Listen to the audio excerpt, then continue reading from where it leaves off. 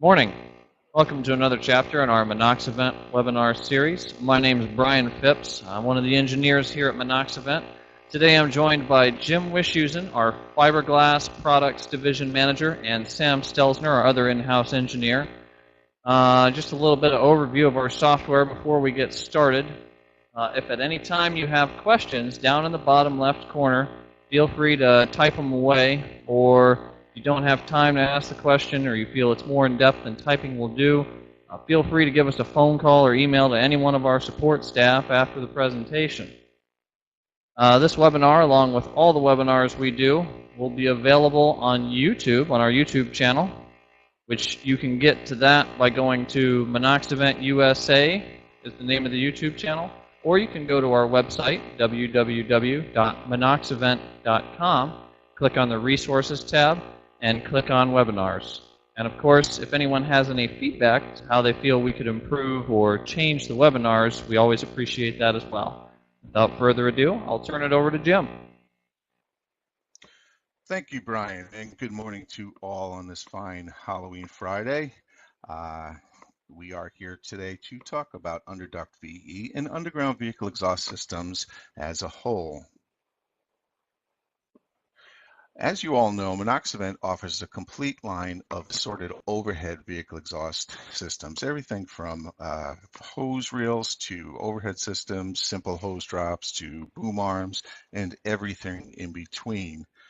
And as we have all probably seen in the past, sometimes you have problems with overhead systems, whether they be obstructions, low ceilings, or simply aesthetic concerns where overhead systems don't want to be seen, whether it's a conflict or a desire. Sometimes overhead exhaust systems are just not the right answer. And that is why Monoxivent has been manufacturing underground options since 1951.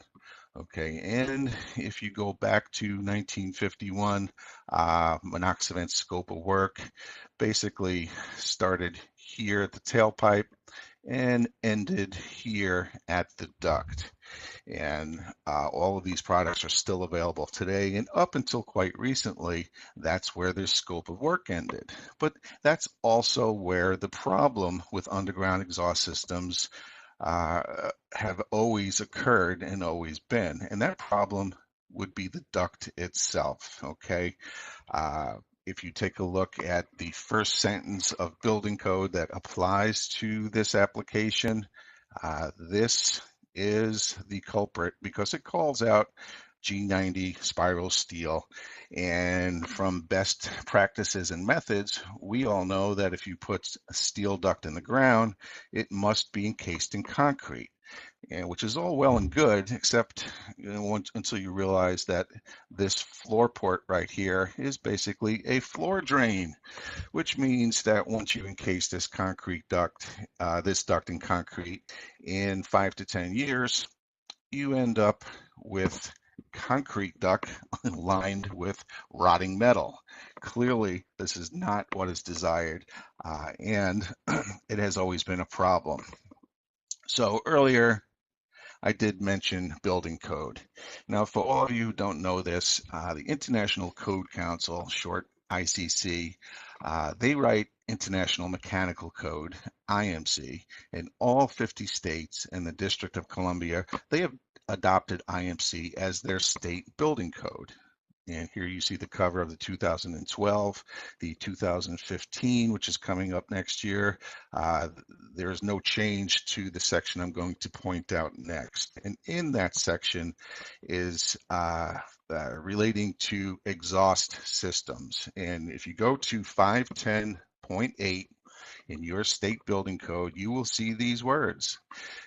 This describes duct construction for exhaust systems, okay? And the first sentence clearly shows the one option you have is the G90 galvanized steel, and we all know that we need to encase that in concrete, and well, we're not going to beat that horse any more dead than it is.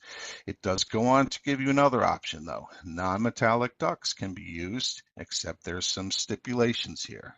First and foremost, that non-metallic has to have passed ASTM E84 for low smoke and low flame. In other words, it must be a class 1 duct. And just as important, it must be approved. Okay, that's a tremendous word right there. Okay, because not everybody is approved. In fact, if you want to get your duct or any product approved for any particular application or code, you have to get it evaluated. Now, ICC offers an evaluation service known as ICC-ES, and for any of our Canadian friends listening in today, ICC-ES is recognized in Canada as well.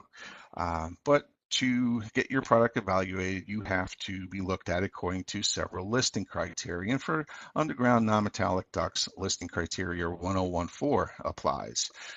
Well, Monoxivent UnderDuct for HVAC applications, that would be supply and return duct, has been approved for over a year now. And our listing can be viewed either at the ICC-ES website under our report number, which is 1171, or you can go to our website and you'll find it there. And I'll spare you the search because here is the first page of our product approval listing. And you can clearly see that not only is this product approved for HVAC applications, but as is outlined here, as of November 1st, it is also approved in the single wall version for vehicle exhaust applications. And then going on to page 2, it reads word for word what International Mechanical Code states, in that it must and has been tested by an accredited third-party testing lab according to ASTM E84 for low smoke and low flame, making it a class 1 duct. That is tremendous because here's the reality. As of November 1st, there is no other non-metallic duct material on the market that currently meets building code. That's right, folks. PVC, polyvinyl chloride, doesn't have it. HDPE, high-density polyethylene, sorry, can't do it. Phenolic duct, hasn't done it. Other FRP manufacturers, they haven't done this, and there's very few that can do it. That means, yet again, I have to point out, UnderDuct VE by Monoxivent is the only code-approved non-metallic duct that meets all 50 states and the District of Columbia State Building Code as of November 1st. That is tremendous. So, in order to quantify what our UnderDuct VE is capable of doing, we did some heat testing according to the apparatus that you see drawn in front of you today. Basically, it's a simple thing. The sample piece was suspended in between two metallic ducts with a temperature probe on one side and a heat source on the other, and a modulating damper of sorts on the other to help build up the heat within the duct system. And 4 individual samples were brought up to 200 degrees, 300 degrees, 400 degrees, and 700 degrees Fahrenheit, and then instantly a ASTM D2412 pipe test was done on this duct. Now here, just to show you the actual testing, you can see that we did bring the duct up higher than 750 degrees, but we kept the above stated temperatures as our testing parameters. So when we did this pipe stiffness test, and let me explain this a second, the ASTM D2412 pipe stiffness test is a fancy way of saying we squished the duct and measured how strong it is. And we got some interesting results here. Because if you take a look at our results, and these are all available on our website as well, you can see that, well, first let's talk about pipe stiffness. Listing criteria 1014 demands that underground non-metallic duct have a minimum of 8 psi at 5% deflection. And you can see that at our 200 degree Fahrenheit test stop, we were at almost 73 psi. The interesting part about this is as the temperature increased, the pipe stiffness actually increased, And that's actually pretty common because what you're seeing is a post-cure event where the heat applied to the FRP made it stiffer, which actually increased your pipe stiffness. All the way up to 400 degrees, where it reached its maximum pipe stiffness of 94.44 psi, and after that it started to decline. But even at 750 degrees, you can clearly see that we are still well over 77 times what building code requires for pipe stiffness. So all in all, we decided to be conservative and use a safety factor of 2 to state that the FRP duct is rated at 325 degrees. That's in line with the hose types that are commonly used for the system, and we now market this as a complete package, selling the points that this duct does not need concrete encasement, and the interior of the duct is extremely smooth, which offers better airflow. It also aids in the storing of these hoses in the stowaway version, and there are a couple of versions of this. Now, starting with the actual duct itself, when you're designing the systems, with our aid, we do all of the drawings in SolidWorks, as you can clearly see. And this is a pretty standard layout. It might tweak to the left or be a little bit longer to the right, but they're basically very standard and typical. And these drawings that we do have some very relevant information for the installer. And by that, I mean this section up here. The isometric shows clearly all of the field joints that are required by the installer.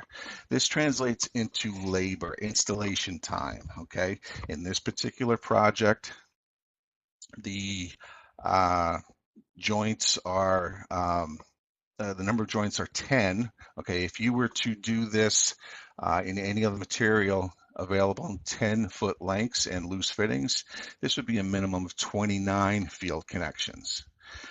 The labor savings there is tremendous, along with the concrete encasement. Jim, we've had a question come in from Ernie Hatchell. Do you always use metal connections as shown in the last slide? Good question, and good morning, Ernie, to you. Let me go back to that.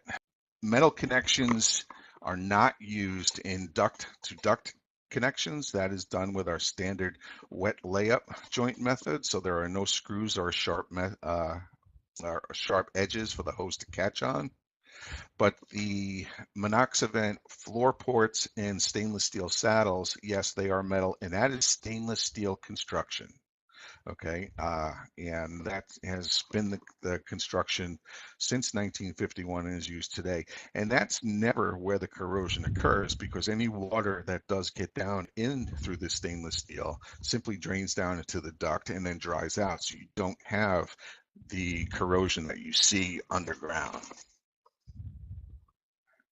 Okay, so moving on. Right, Jim, we've had one more question come in about the ASTM D2412. What is the length of the duct that is pressure tested? We talk about avoiding point loading, and looking at the photo of the test section is 36 inches. Okay, good question. Good morning to you, Michelle. The standard length for the ASTM D2412 test is 15 inches up to a certain diameter.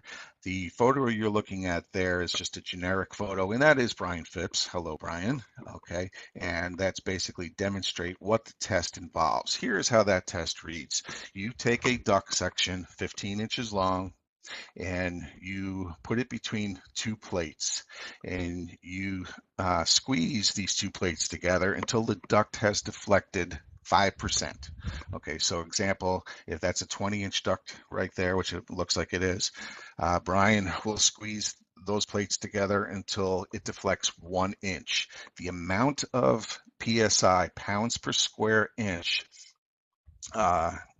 must be a minimum of 8 PSI, okay? Now, Anything less than that, your material does not meet building code. If you take a look at the actual photo of the samples that we did for the VE duct, there was a smaller diameter because that's typically what's used down at the high heat end of the duct system. And the values given show the test results for that, but those were a 15-inch long sample. Okay, so here we are. When you design exhaust systems, especially underground with the stowaway hose versions, okay, you cannot follow recommended airflow charts. And the reason for that is obviously the duct is inside, the hose is inside the duct, offering restriction. So when you're talking about using a single 3 or 4-inch hose floor outlet, your minimum duct size would be 8-inch, okay? And when you're talking about a dual 3-inch or a single 5 or 6-inch floor outlet, your minimum duct size would be 10-inch. I do see that, Ernie, you had an additional question on your original question. Ernie, you state, I mean the runouts to the exhaust connection. And again, yes, you're talking about the floor port and duct saddles. Those are metal, those are stainless steel, and that is what is always used. So moving on here. Once the FRP, or fiberglass reinforced plastic, shows up at the job site, a trench is dug that is typically 1.5 times the diameter of whatever the duct is you're burying at that section. A bed of 4-inch bed of sand or pea gravel is laid down, and it's sloped towards the large end of the duct. And once that duct is laid out, the duct sections, and again, keep in mind that these sections are sent out in 20-foot lengths, which reduces installation time. The standard wet layup button wrap method is used, and that video to show that is available on our website. So the wet layup method ensures that there's no screws or sharp edges that the hoses can catch on, or any debris can catch on as well. And once the duct is ready to come up out of the ground where it goes to the fan, this is the design that is commonly used. And again, folks in Canada, this is basically what your building code states that you must have for underground duct in general. A Monoxivent refuse cleanout is put into the FRP duct above ground in a very accessible place, and this enables you to remove any debris and water that can and will collect in this duct system. From there, it'll continue on its way in a regular spiral duct onto the Monoxivent fan and then out of the building. So once the duct system is done, now it's a very simple process to precisely locate your floor outlets. And cutting these floor outlets in is a very simple and easy, readily cut procedure using a grinding wheel or cutting desk. And the saddles are attached to the duct with Monoxivent supplied clamps. Again, no screws, no sharp edges, nothing that debris or hose material or hose guys can catch on. It's clamped in place and sealed with a fire retardant duct sealant, just like regular duct. Once all the floor saddles are in, the duct system is backfilled with either sand or pea gravel, no concrete encasement. Again, look at those pipe stiffness values. Because we control the hoop strength of the FRP duct, we do not require concrete encasement on round duct. So you're backfilling with sand and pea gravel, and then you are ready to pour your floor slab. Okay, once that floor slab is in place, you basically now have an exhaust system, underground exhaust system. On the floor saddles themselves, and Ernie, perhaps this will help answer some of your questions. There's 2 versions that you can go with. So far, I've been referring to the hideaway hose storage exhaust floor outlets, and that's what you see here. It's a stainless steel saddle and body with a cold rolled steel floor port that you can actually drive over when it's all said and done. And it is adjustable to allow for different burial depths, okay, clamped into place. And this allows the hose to be put back down into the duct to hide away when not in use. And the hose types that are typically used for it, the most common one is what you see here. That's our Monoxivent 3000 series hose, which is a rubberized convoluted hose that is basically crush proof. Run over it, step on it, hit it with anything, it will squish, and then remember that it's round. Another option, and it has been used for higher temp applications, is our Series 1000 or Series 2000 hose. This is a metallic hose that the 1000 is a stainless steel product. The 2000 is a galvanized steel. The advantage here is obviously higher temp capability, and also it's available for the store-away version in 3-inch through 6-inch. The downside of this is obviously it has no memory. You crush it, it will stay flat, but it is available and has been used. At the end of the hose, whatever hose type you decide to use, a hose guide is connected. And this hose guide has two purposes. The first purpose is to assist the return of the hose back into its stored position. And again, with the smooth bore of the FRP duct, this works quite nicely where it goes right back into the ground for future use and safe storage. And the second purpose is so that when the hose is pulled out to its full length, and I forgot to mention standard lengths on underground systems are 11 foot, this hose guide will prevent the hose from readily being pulled out of the floor port. Jim, we've had another quick question come in regarding the D2412 testing. Obviously, we've done our own in-house testing, but have we done any sort of official third-party lab testing on UnderDuct to make sure it meets the 2412 and ICC requirements? That's a great question, and the answer is a definitive yes. When we did our ICC approval process for the HVAC applications, we had to have not only our single wall product tested as per ASTM D2412, but also our double wall product as well. And the values that we obtained through an accredited third-party lab, that was Radco out in Long Beach, California, came back with basically the same exact numbers that we got in-house. So yes, we have done proper third-party testing on the UnderDuct product. So moving on, your second option for your floor exhaust outlets would be your plug-in type. Again, this is stainless steel construction. It's adjustable for different burial depths with the same type of door floor outlet.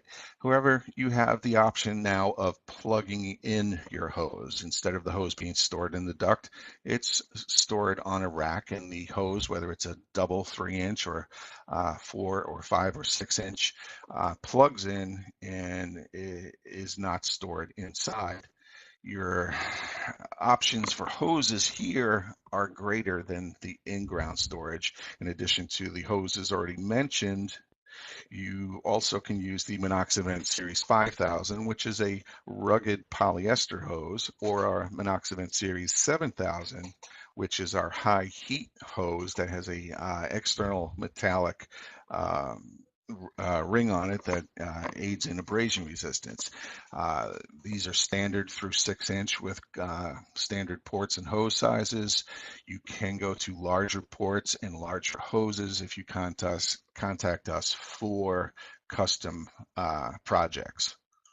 Then at the business end of things, to complete the package, is a very large variety of custom tailpipe adapters that can and do fit basically any sort of tailpipe that is out there on the market today.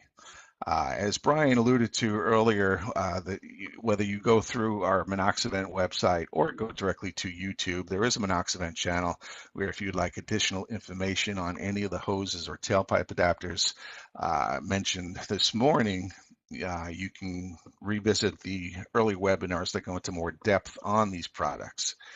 So in closing, I have to put it out there again that As of November 1st, you have one-stop shopping through your authorized Monoxivent representative for a complete tailpipe to roof system that uses the only ICC-approved non-metallic duct on the market today at your disposal. Engineers out there, I know that's a very positive thing for you. That one phone call you have to make for everything from that tailpipe to the roof. So I thank you all for your time. If you want additional information, as Brian said earlier, please feel free to contact any of us. Our emails are on the website, and we will be at the 2015 ASHRAE Expo in Chicago, booth 6849. Please feel free to stop by and say hello. If there's no other questions, I will leave it to Brian. Have a good day. All right, thank you, Jim. And we thank all of you that took the time to spend with us today. Time certainly something that's a precious commodity we can never seem to get enough of. This webinar and all our previous webinars are available on YouTube and also on the website. Once again, www.monoxivent.com. Click the Resources tab and click Webinars. We apologize if you had any technical difficulties, if you didn't have the time to get a question in, or we didn't find the time to answer your question. Please feel free to give us a call, send us an email. Any one of our support staff would be more than willing to help you out with any of your questions. Thank you, and have a great weekend.